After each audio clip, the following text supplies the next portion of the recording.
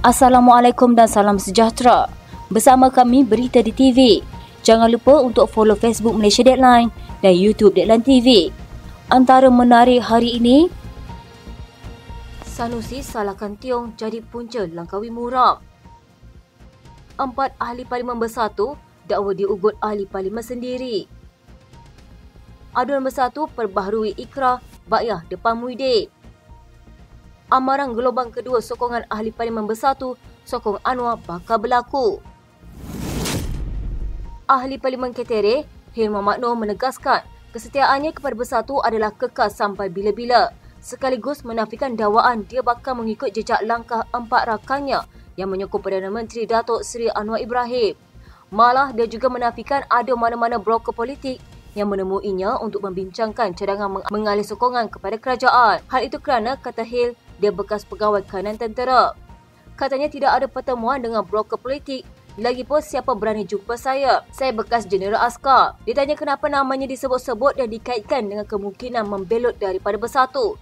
Hil berkata, ia mungkin disebabkan pewatakannya. Katanya mungkin sebab cara pembawakan saya, kereta saya ini buat orang nampak saya sokong Perdana Menteri. Saya sangat jujur, berterus terang, bercakap benda yang betul, itu sahaja. Terdahulu, Hil ditanya untuk mendapatkan pandangan selepas dikaitkan dengan ahli parlimen terbaru dari bersatu mengumumkan menyokong Anwar. Selasa lalu, ahli parlimen Gua Musa, Muhammad Azizi Abu Naim, dan 24 selepas itu, ahli parlimen Jelil Zahari Kecik merupakan 2 wakil rakyat terbaru yang menyatakan sokongan itu. Sebelum ini, ahli parlimen Kuala Kangsar, Iskandar Zulkarnain Abdul Khalid, dan ahli parlimen Labuan, Suhaili Abdul Rahman masing-masing mengumumkan sokongan mereka pada 12 dan 30 Oktober lalu. Ahli Majlis Kerja Tertinggi UMNO Muhammad Fuad Kashif mengucapkan tahniah kepada Muhammad Azizi yang mengisytiharkan sokongan penuh kepada kepimpinan Anwar. Fuad kemudian secara sinis menyoal bila pula ahli parlimen lain termasuk Hil akan mengambil tindakan yang sama dan menasihatkan mereka supaya tidak menunggu terlalu lama. Sementara itu, Hil menyifatkan pihak yang mendakwa dia akan mengalih sokongan kepada Anwar sebagai silap orang. Katanya ramai kata begitu dari dulu lagi. Tapi hakikat sebenarnya tidak ada, silap oranglah. Kesetiaan saya masih pada parti sampai bila-bila. Dalam perkembangan sama, ahli parlimen Rompil Abdul Khalid Abdullah turut menegaskan dia sama sekali tidak akan mengikuti jejak 4 rakan separtinya itu. Tegas Abdul Khalid, dia tetap istiqamah dengan Bersatu dan Perikatan Nasional, melainkan sekiranya diarah oleh pucuk pimpinan parti untuk bertindak sebaliknya. Katanya, Rompil istiqamah bersama PN. Saya jelas pendirian. Saya dipilih oleh pucuk pimpinan PN untuk bertanding di Rompil. Saya tetap bersama PN dan tidak akan beri sokongan kepada Anwar, melainkan kalau ada arahan daripada pucuk pimpinan parti. Abdul Khalid turut menyeru kepada rakan-rakan supaya terus istiqamah bersama PN dan tetap yakin mampu menjaga kawasan masing-masing. Katanya, jangan kita terbawa-bawa dengan tawaran-tawaran pihak tertentu. InsyaAllah kita mampu menjaga kawasan kita masing-masing. Muhammad Sanusi Makno menyalahkan Menteri Pelancongan Seni dan Budaya Tiong Kin Siang sebagai punca malapnya industri pelancongan di Pulau Langkawi. Kata Menteri Besar Kedah itu tidak tanduk serta komen negatif Tiong menjejaskan kemasukan pelancong ke pusat peranginan tersebut. Enggan menuduh ia sebagai sabotaj ke atas Kedah. Sanusi berkata perbuatan Menteri terbabit sebenarnya menjejaskan kerajaan persekutuan sendiri.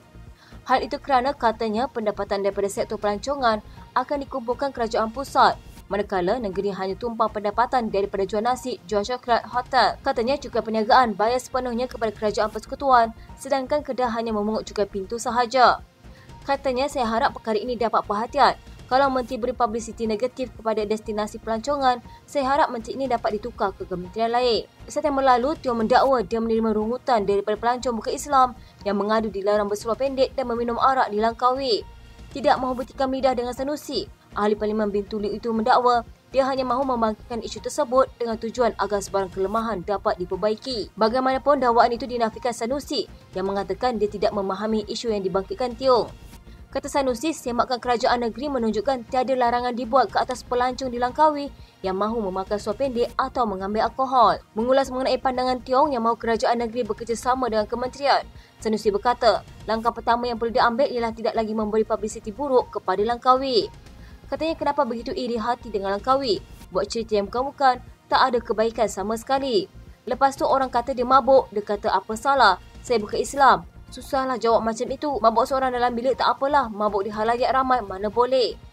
Dalam perkembangan sama, Sanusi mendakwa media mengada-adakan laporan mengenai wujud perniagaan gulung tikar atau ditutup di Pulau Langkawi.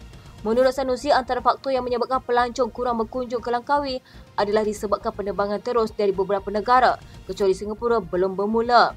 Katanya sebelum pandemik COVID-19 melanda, 60% pelancong yang berkunjung ke Langkawi adalah dari luar negara berbanding 40% pelancong domestik. 4 ahli Parlimen Bersatu yang menyuarakan sokongan kepada Perdana Menteri Datuk Seri Anwar Ibrahim memohon agar tempat duduk mereka di Dewan Rakyat ditukar. Mereka adalah Zahari Kecik, Jelly, Iskandar Zulkarnain Abdul Khalid, Kuala Kangsar, Suhaili Abdul Rahman, Labuan dan Muhammad Azizi Abu Naim, Gomusang. Yang di-Pertua Dewan Rakyat Johari Abdul berkata, dia telah menerima surat daripada mereka berkenaan perkara itu. Bercakap pada sidang media di Parlimen, Johari berkata dia akan melihat aturan dalam Dewan Rakyat sebelum membuat keputusan. Katanya, saya akan hubungi mereka ketika dipawali akan ada pertemuan tidak rasmi. Tengok macam mana saya baru terima surat.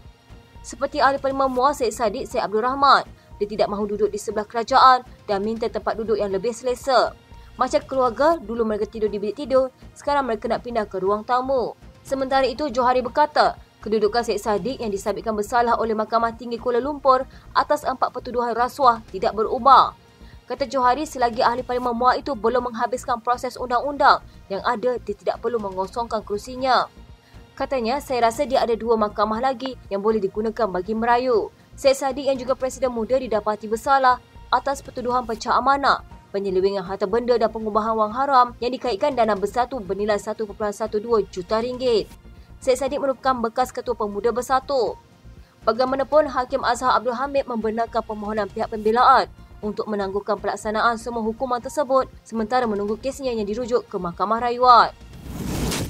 Syed Saddiq Syed Abdul Rahman yang didapati bersalah atas 4 pertuduhan berkaitan penyelewengan 1.12 juta ringgit dana Pemuda Bersatu berundur sebagai Presiden Muda. Dia berkata jawatan itu kini akan disandang oleh bekas Timbalan Presiden Muda, Amira Aisyah yang juga adalah Adun Puteri Wangsa. Katanya untuk menjadi Presiden Muda, seorang pemimpin itu mesti lebih putih daripada putih.